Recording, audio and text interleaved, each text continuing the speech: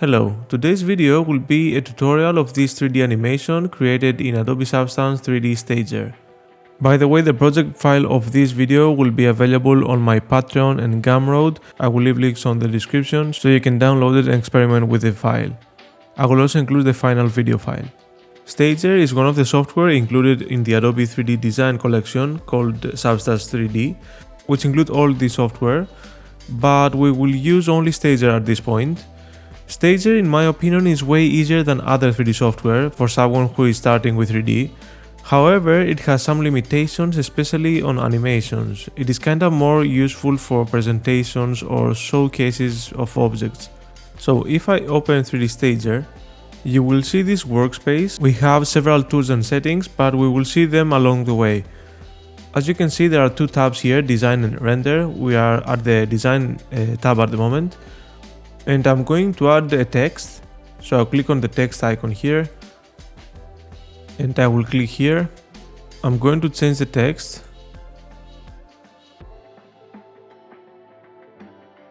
I'm going to click on the selection tool. We can navigate by holding the 1, 2 and 3 keys on the keyboard.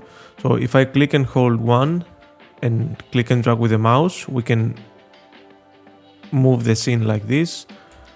If I click and hold the number 2, we can move like this, and with 3 we can zoom in and out.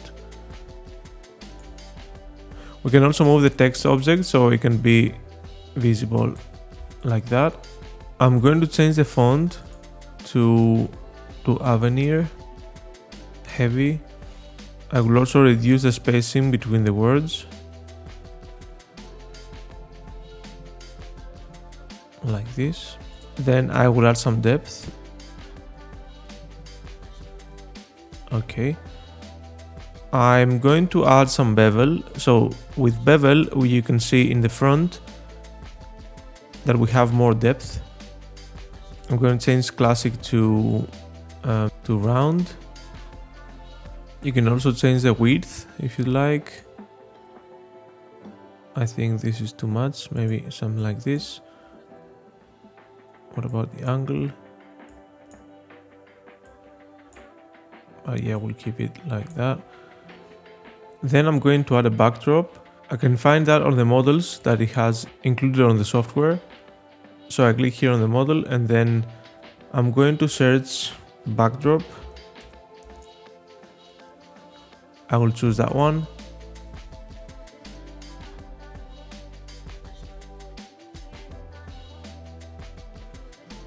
I'm going to keep the size as it is because I just want to have like this view of the object. By the way, I'm going to add a camera with this button here. And I'm going to change the size to a square. And then I'm going to zoom in like this. So on the camera, when you have this dot field, that means that your camera is active. So any move I will make on the scene, it will have impact on the camera. But if I click on that and I can see the whole scene, now anything I can do, it doesn't affect the camera. So if I go and click again, it will go straight into the camera angle. Next, I want to be able to move each letter independently. So I'm going to select text and then I'm going to object and convert to standard model. So we have now a folder which has all the letters inside. If you'd like, you can rename it so you will know which object is for each letter.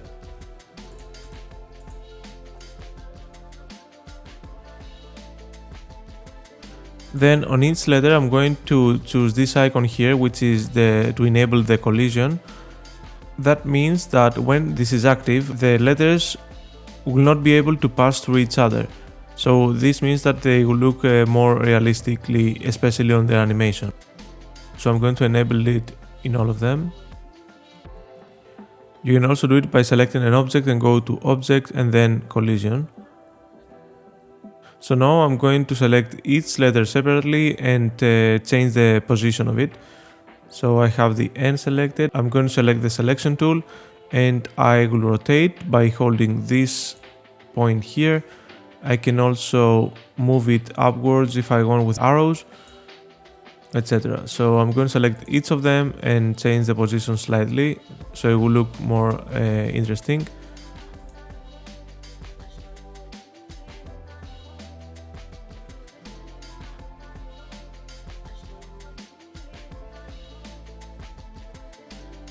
And then I'm going to add some more objects, like some cubes around. So let's delete that. And here we can see many objects. I will select a cube. I will decrease the size with these handles. I can rotate and move it anywhere I want. I will also add a bevel to that. Maybe something like 4 centimeters. So it will be the corners will be more rounded. I will also enable the collision, so it will not be able to pass through the other objects. And I'm going to duplicate that to create more. So I will click this icon here with the cube selected.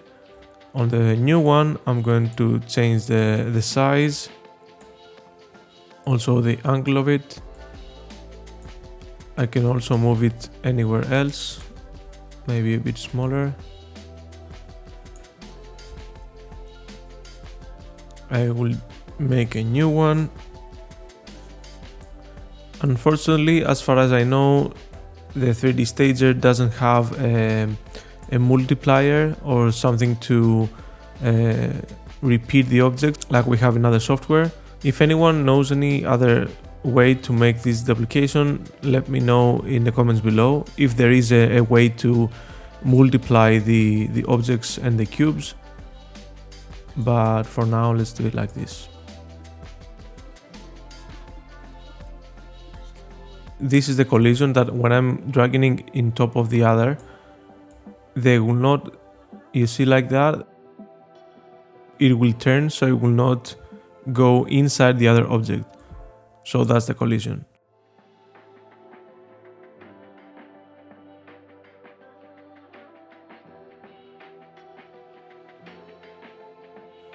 So now I'm going to add materials, and so I will select the text object here, and I'm going to materials here, and I will search for plasticine. I can select all the letters, and then I'm going to select plasticine, and this will be added to all the letters. I can also go to objects and then enable the displacement.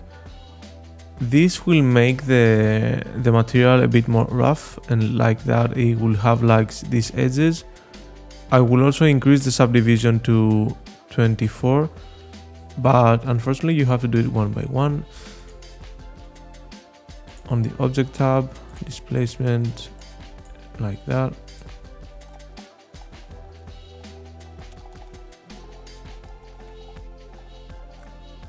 I'm going to do the same on the cubes.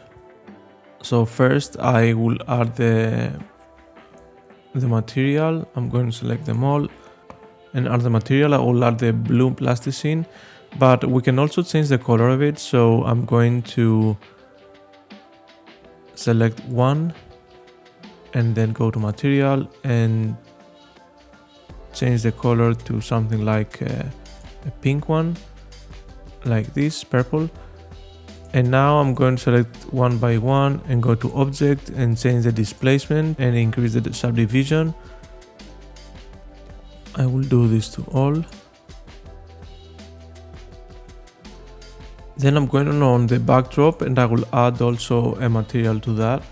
I will remove the plasticine from here and I will just select a matte material, and then I'm going to change the color of the matte to something like a blue, not very dark, but something like that. And then I would like to add some lights, but first I'm going to decrease the light of the environment. So I'm going to lights and then increase the intensity. So it will look like this. And then I'm going to add a light. So I'm going to the lights here. And first I'm going to add an area light. You can see it there. I can move it upwards. And then a bit on the back. We can increase the size of it. So I will make it 30 by 30.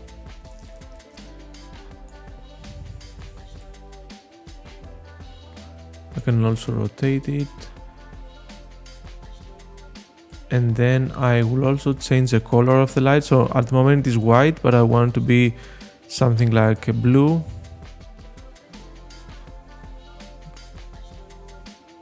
Like that. Then I'm going to add a spotlight.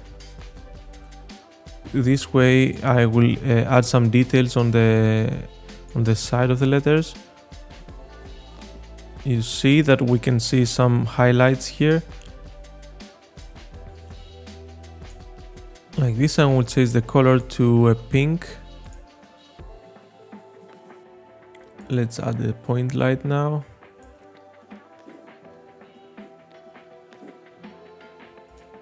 And I can also duplicate that light. So I'm going to click on this icon with a plus and move it upwards. We can have a look now how it will be when it will be rendered. So I'm going to select the camera, so we'll have the correct angle, and then I can click on this ray tracing and see how it will be rendered. But this will take some time because it is actually trying to render it and show you a preview. So depending on the power of your computer, this will take some time. Okay, I'm going to reduce the light of the environment a bit more. Like that. And then we're going to add some animation. Let's disable the ray tracing so it will be quicker. By the way, if you want it to be even more quick, you can select here the settings and you can hide the shadows, the displacement, and now it will be a lot quicker. So I'm going to select some letters to animate them. I'm going to select the letter N. I will go to animation tab, and then we have two options here. The orbit means that the N will turn around a specific target. So for example, if I click orbit, I will select the target. Let's say I select the letter O, and when I click play, it has 3 seconds enabled automatically by default. So when I click play here on the timeline, by the way, if you don't see the timeline, you can enable it from window and then show high timeline. So if I click play, we can see the letter N turns around the letter O because the O is the target. But in this case, I would prefer to not have the orbit but have the spin enabled. So this way it will be spinning around itself like that. And also we can check the easing and have it something like, we have several options here, but I will choose the back, which means it will rotate like this. It looks more natural and more playful, so I will keep that. I will do the same with letter P. Enable the spin and then back. I will also change the duration, so this will be 7, for example, 7 seconds. That means that will take 7 seconds to make the whole move, the whole spin. And then I will add on some cubes, some motion, again the spin. I will do the same easing. You can also change the offset of the movement. So if I click, for example, here, some different settings on the XYZ axis, you can see that the cube is rotating in a different way. So let's get the correct settings back, the shadows and the displacement. And I will enable the ray tracing so we can have a better look how it will be. Now if we want to render it, we'll go to render tab, and then we have some settings here. We select the ray tracing, obviously. On the resolution we select full, and then we're going to select on this side where about the dimensions. If we want to have like exactly as the camera, we can keep it like this, unless we can enable that. So like this will be with the camera settings. If we enable, we will have new dimensions. We can change the name, we can change the location, and the kind of the file will be exported. It can be PNG, JPEG, MP4. By the way, the MP4, when I export it, it will also export as PNG sequence. So that means that then you have to add it on video software like Premiere Pro and make it a video. Here you can select how many frames per second. I will keep it as 24. Here you can select if you want to render the current frame or all the frames, so you will create a video. I will do for the current frame right now, so we can have a look on how this will be. But in general, when you click render, this will be rendered and have the final result. So now, depending again on the power of your computer, we will take some time. So if you had a video right now, it will do this process like on this case 168 times, depending on the seconds you have on your animation and how many frames you have added for each second.